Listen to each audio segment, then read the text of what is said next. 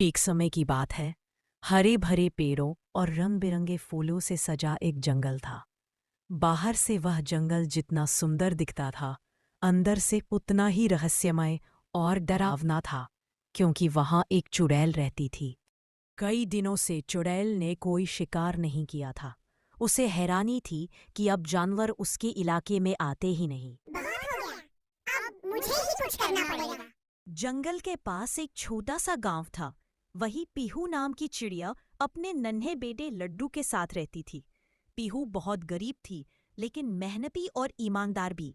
सो जा लड्डू, वरना पास वाली चुड़ैल आ जाएगी। पीहू के ये शब्द चुड़ैल के कानों तक पहुंच गए। वह मुस्कुराई, लेकिन धीरे धीरे उसने रात में गांव आना शुरू कर दिया, और फिर एक एक कर गांव के कई पक्षी गायब होने लगे।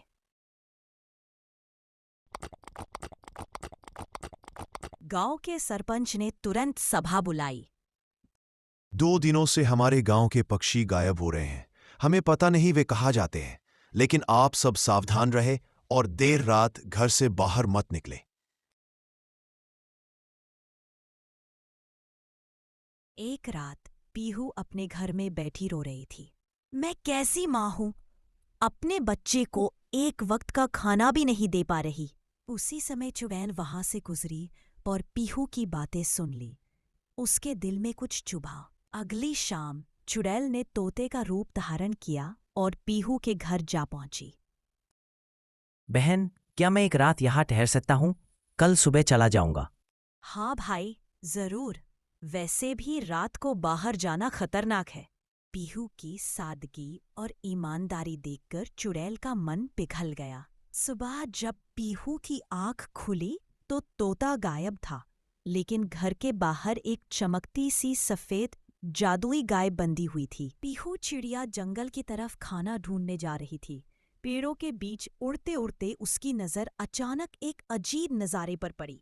उसने देखा कि सामने एक तोता खड़ा है, लेकिन धीरे धीरे वह तोता बदलकर एक डरावनी चुड़ैल बन रहा है। पीहू की आंखें डर से चौड़ी हो गई। हे भगवान, कहीं उस चुड़ैल ने मेरे लड्डू को कुछ कर तो नहीं दिया। मम्मी, आप आ गई? पीहू ने प्यार से सिर सहलाया, लेकिन तभी लड्डू बाहर चला गया। पीहू पीछे पीछे गई तो देखा लड्डू गाय के साथ खेल रहा है। डरो मत पीहू, मैं तुम्हारी मदद करने आई हूँ। तुम जितना चाहो उतना दूध ले सकती हो। पीहू समझ गई कि वह चुड़ैल बुरी नहीं थी, बल्कि वही तोते के रूप में आई थी और उसकी तकलीफ देखकर